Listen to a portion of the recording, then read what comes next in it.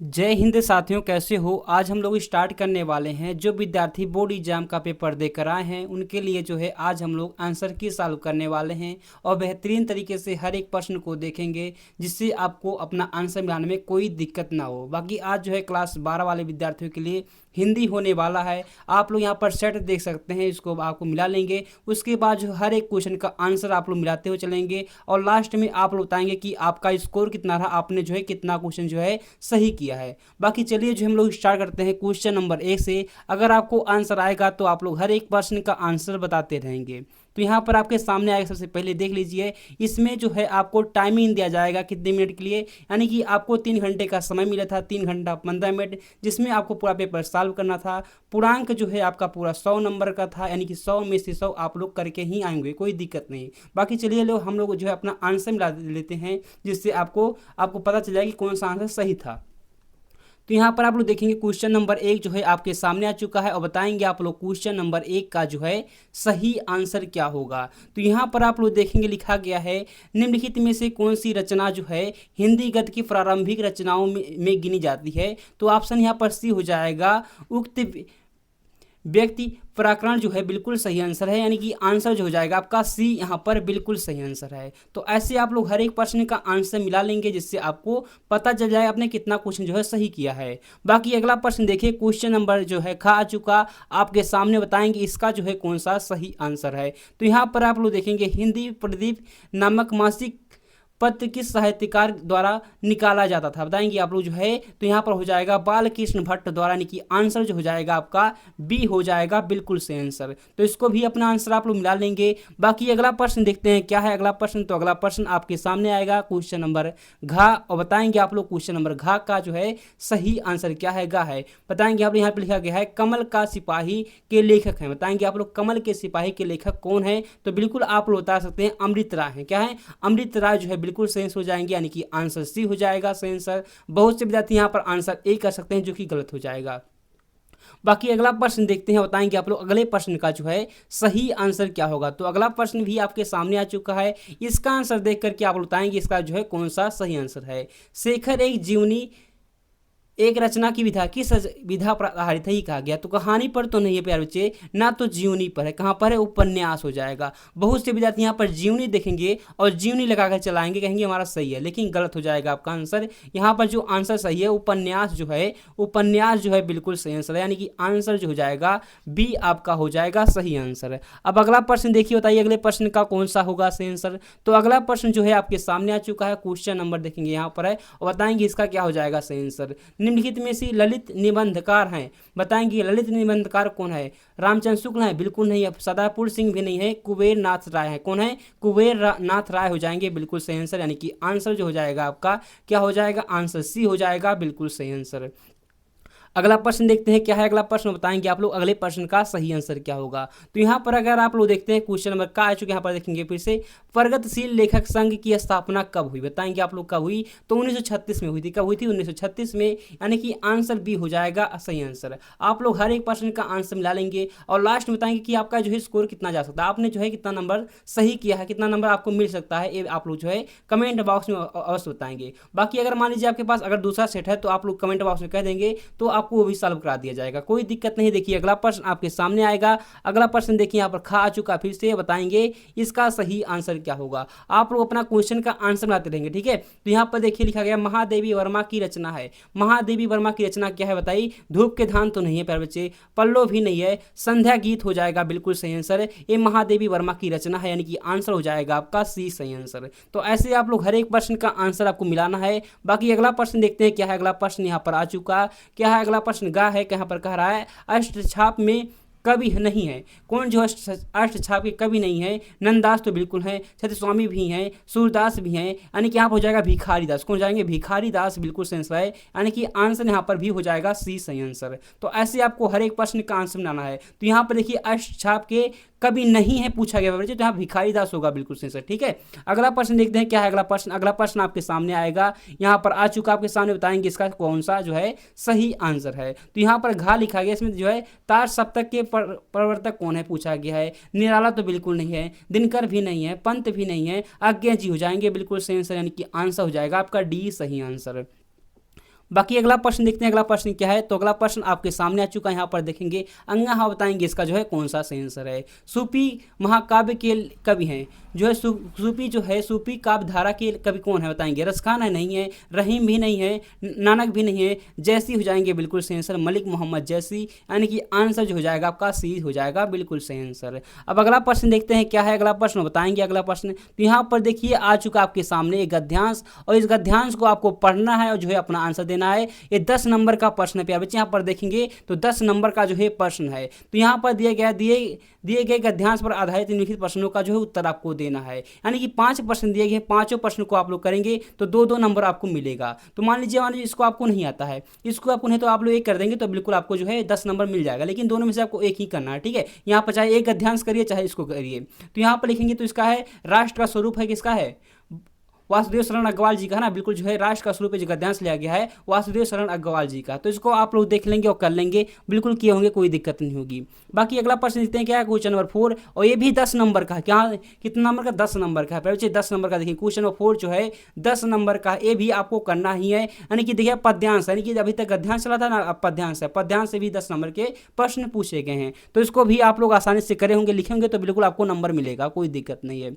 बाकी अगला प्रश्न देखते हैं क्वेश्चन नंबर 5 क्या है, और 5 को भी आप लोग देख लीजिए, और यहाँ पर भी आप लोग जो है अपना आंसर मिला लेंगे। तो क्वेश्चन नंबर 5 अगर आप लोग देखेंगे तो इसमें क्या कह रहा है भाई, अगर देखेंगे क्वेश्चन नंबर 5 यहाँ पर निम्नलिखित में से एक लेखक का साहित्य परिचय देते हुए प्रमुख रचनाओं का उल्लेख कीजिए, यानी कि जो है अधिकतम 100 वर्ड में आपको लिखना है, किसी एक का जीवन परिचय लिखना है। तो यहाँ पर जो है हाई स्कूल की बात की जाए तो यहाँ पर हजारी प्रसाद द्विवेदी देखेंगे तो यहाँ पर इंटरव्यू के लिए बहुत महत्वपूर्ण है, और वासुदेव शरण अग्रवाल, ये दोनों तो बहुत ज़्यादा इंपॉर्टेंट, इनको तो आपको रटना ही था। अगर रट के गए होंगे, याद करके गए होंगे तो बिल्कुल आप लोग लिख के आए होंगे, आपको जो है 5 नंबर मिल जाएगा। 3 नंबर तो साहित्य परिचय से मिलेगा, 2 नंबर जो है मिलेगा आपको जो है रचना करने से, उनकी रचना लिखने से, ठीक है। अगला प्रश्न देखते हैं क्या है, अगला प्रश्न आपके सामने आने वाला है क्वेश्चन नंबर खा। तो इसमें भी जो है आपको आपकी पद्यांश से दिया गया है, पद्यांश से जो है आपको जीवन परिचय लिखना है, यानी कि साहित्य परिचय लिखना है, जो कि आपको मिलेगा कितना नंबर, जो कि मिलने वाला आपको जो है 5 नंबर यहाँ से भी मिलने वाला है। बाकी यहाँ पर देखिए अयोध्या सिंह उपाध्याय हरियोदय ये भी है, जयशंकर प्रसाद, तो दोनों जो है बहुत ज़्यादा इंपॉर्टेंट हैं, यहाँ से आप लोग कर लेंगे तो बिल्कुल आपको जो है मिल जाएगा,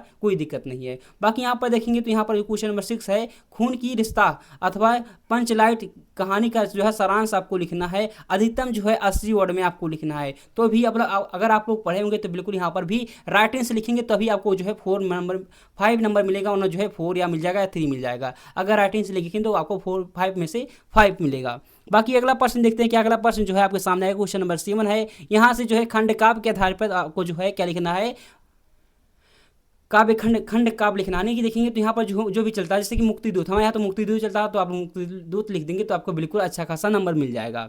बाकी अगला प्रश्न देखते हैं क्या है, तो अगला प्रश्न आने वाला है यहाँ पर देखिए, अब तो आ चुका हमारा पहुंच चुका है क्वेश्चन नंबर 8 में। तो यहाँ पर गद्यांश से प्रश्न पूछे गए हैं, यानी कि संस्कृत जो खंड काव्य आता है ना, वहाँ से प्रश्न पूछे गए हैं। चाहे आप लोग इसको करिए चाहे आप लोग इसको करिए, इसका आपको हिंदी में करना था, ठीक है। अगर आप लोग मान लीजिए नहीं लिख पा रहे तो इसको जो है आप लोग जो है अच्छे से मान समझ के बना कर लिख देंगे तो भी आपको अच्छा खासा नंबर मिल जाएगा, जो कि 7 नंबर का प्रश्न यहाँ से था, तो 7 नंबर बिल्कुल आपको मिल जाएगा, 7 में से तो 5 मिल ही जाएगा, कोई दिक्कत नहीं, अगर राइटिंग सही होगा तभी मिलेगा, ठीक है। बाकी अगला प्रश्न देखते हैं, अगला प्रश्न क्या था।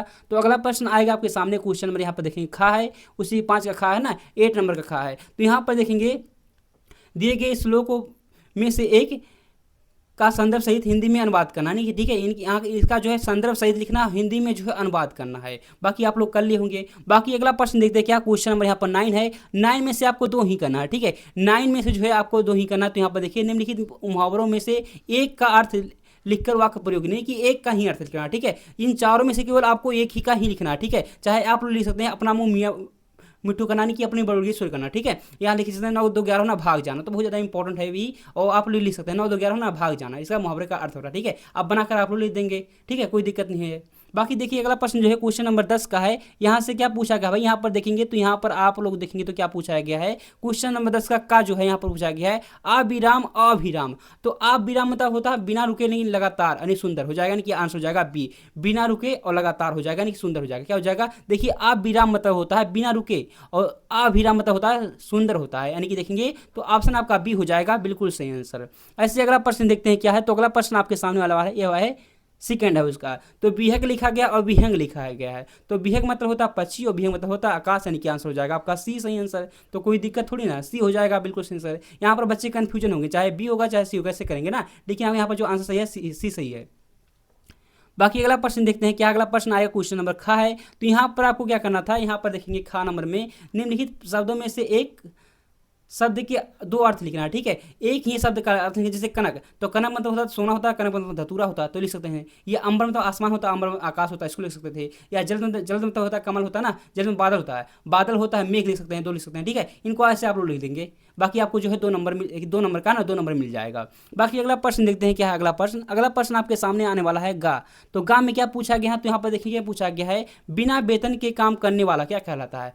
अवेतनिक क्या कहलाता है, अवेतनिक कहलाता है, यानी कि आंसर हो जाएगा आपका बी। क्या हो जाएगा, आंसर हो जाएगा बी सही आंसर। क्या कहलाता है, अवेतनिक कहलाता है, बिना वेतन वाला, ठीक है। अगला प्रश्न देखते हैं क्या अगला प्रश्न आपके सामने आएगा। क्वेश्चन नंबर 2, इसका जो है 2 है, ठीक है, ऊपर वाले का 2 है। तो यहाँ पर देखिए क्या लिखा गया है, प्रिय बोलने वाली। प्रिय बोलने वाली क्या हो जाएगा, प्रियवंदा हो जाएगा। क्या हो जाएगा, प्रियवंदा। जो प्रिय बोलती है उसे प्रियवंदा कहते हैं, यानी कि आंसर हो जाएगा सी सही आंसर। कोई दिक्कत थोड़ी ना किसी को। बाकी अगला प्रश्न देखो घ नंबर का है। इसमें क्या कह रहा है, इसमें जो है आपको क्या कहा गया घ नंबर में, देखिए यहाँ पर कहा गया निम्नलिखित में से किन्हीं 2 वाक्यों का शुद्ध रूप लिखे, यानी कि देखेंगे यहाँ पर शुद्ध रूप आपको लिखना है। तो लिखा गया शिवानी एक विद्वान लेखिका है। शिवानी एक विदुषी होना चाहिए था ना, इसलिए हो जाएगा यहाँ पर विदुषी कर लेंगे तो आपका सही हो जाएगा। विद्वान के तौर पर विदुषी कर लेंगे। सीता घर जाती है होता तो बिल्कुल सही होता है, सीता घर जाती है, इसका सही हो जाएगा। पुस्तक मेज पर रखी है, पुस्तक मेज में रखी है। पुस्तक में के तौर पर आप पर कर लेते हैं, जो है पुस्तक मेज पर रखी है, तो बिल्कुल सही हो जाता है। अब देखिए गोष्ठी में अनेकों विद्वान के भाषण हुए। तो यहाँ पर अनेकों को शब्द अनेक होता, क्या होता, अनेक होता है ना, अनेक शब्द, अनेक विद्वान ने भाषण दिए, ठीक है। ऐसे कर लेते तो कोई दिक्कत नहीं होती। बाकी आगे देखो यहाँ पर जो है आप पढ़िए ध्यान से, जो है वही फिर से हो गया, क्या कोई दिक्कत नहीं है, जो है फिर से रिपीट हो गया। बाकी देखो अगला प्रश्न आएगा यहाँ पर, देखिए 12 नंबर का। 12 नंबर का प्रश्न अगर आप लोग देखेंगे तो हास रस लिखा गया। हास रस अथवा बी रस के अस्थायी भाव के लिए उदाहरण से ही जो है परिभाषा आपको देना था। हास रस का अस्थायी भाव होता है, ये बिल्कुल कर सकते हैं ना, कोई दिक्कत नहीं। बाकी यहाँ पर देखिए श्लेष और उपलक्षण अलंकार के जो है लक्षण और उदाहरण से, यानी कि जो इसका परिभाषा भी लिखना है, उसका एक उदाहरण भी लिखना है। ऐसे आप लोग यहाँ पर देखेंगे सोठा या चौपाई। सोठा या चौपाई में से जो भी आपका आता है तो आप लोग लिख देंगे, तो आपको जो है 2 नंबर मिल जाएगा। यानी कि जो है 1 नंबर तो मिलेगा, जो है उसका आप लोग परिभाषा लिखेंगे तब, और 1 नंबर कहाँ से मिलेगा, 1 नंबर लिखेंगे जब उसका उदाहरण लिखेंगे तब, ठीक है। यानी कि यहाँ से आपका जो है 2 नंबर क्लियर हो जाएगा। बाकी अगला प्रश्न देखते हैं क्या है। तो अगला प्रश्न आएगा आपके सामने, क्वेश्चन नंबर 13 है। और यहाँ पर जो है आपको क्या लिखना था, यहाँ पर जो है आपको एक लिखना था, पत्र लिखना था, ठीक है। तो पत्र आप लोग बिल्कुल लिख सकते हैं, कोई दिक्कत नहीं। पत्र अगर आप लोग प्रैक्टिस किए होंगे तो बिल्कुल आप लोग लिख ले जाएंगे, वैसे भी आप लोग वहां पर लिख ले जाते, कोई दिक्कत नहीं होती। बाकी यहाँ पर देखो 14 नंबर का जो प्रश्न है यहाँ पर लिखा गया है, निम्नलिखित विषय में से एक पर अपनी भाषा शैली से निबंध लिखे, कि एक निबंध लिखना था। तो यहाँ पर कौन सा आप लोग अच्छे लिखते तो आपको नंबर मिलता है। यहाँ पर देखिए, यहाँ पर अगर आपने जो है अच्छे से कौन सा लिखते तो आपको नंबर मिलता है। तो यहाँ पर जो है फर्स्ट नंबर पर दिया गया है वृक्षारोपण और जो है वन संरक्षण। अगर आप लोग इस पर लिखते ना तो आपको अच्छा खासा नंबर मिलता, नहीं तो आप लोग इस पर लिखते। इन दोनों पर आपको लिखना था, जो भी आप लोग लिखते अच्छा था। लेकिन जो है इन 5 में से आपको एक ही लिखना था, ठीक है। इन 5 में से आपको केवल एक ही लिखना था। अगर आपने हमारे कहने से जो अगर फर्स्ट वाला लिखा होता तो बिल्कुल आपको अच्छा नंबर मिलता। 9 में से जो है 8 और तो मिल ही जाता, 8 नंबर तो कहीं नहीं जाता, ठीक है। तो ऐसे आप करे होते तो पूरा जो है आप लोग अच्छे खासे नंबर पाते। बाकी जो है यहाँ पर जो है आपका पेपर खत्म हुआ। आप लोग बताएंगे कि इस पेपर में जो है आप कितना स्कोर किए हैं। इस पेपर में जो है 100 में से आपका स्कोर कितना रहा, आप लोग जो है कमेंट बॉक्स में जरूर बताएंगे। कि 90 मेरा हो सकता है, 85 आ सकता है, जो भी आएगा आप लोग जो है कमेंट बॉक्स में बताएंगे। बाकी प्यारे बच्चे जो है अगर आपका कोई दूसरा सेट है तो आप लोग कमेंट बॉक्स में कह देंगे, तो दूसरा पेपर जो है सॉल्व करा दिया जाएगा। बाकी आज की क्लास में इतना ही, मिलते हैं अगले क्लास में, तब तक के लिए जय हिंद जय भारत।